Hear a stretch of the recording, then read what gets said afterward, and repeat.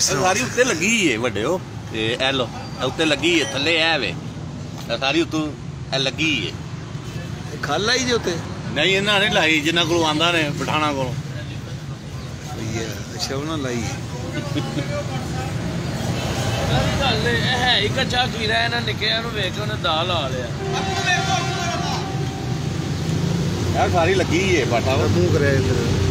हां भाई इधर लगी नहीं है लगी है लगी है खल भाई लाई है दुबई है हां दुबई है किस तरह लगी है चल भी ना लगी जे ये थोड़ा ਉਹਦਾ ਕੋਲ ਹੈ ਲੈਂਦੀ ਜਾਂਦੀ ਅੱਛਾ ਲੈਂਦੀ ਜਾਂਦੀ ਉਹ ਰੰਗ ਹੈ ਵੇ ਵੇਖੋ ਨਾ ਜੇ ਥੱਲੇ ਹੀ ਵਾਲ ਹੈ ਲੈਂਦੀ ਜੇ ਸਹੀ ਸਹੀ ਕਿਹਦੇ ਕੋਲ ਲਿਆ ਜੇ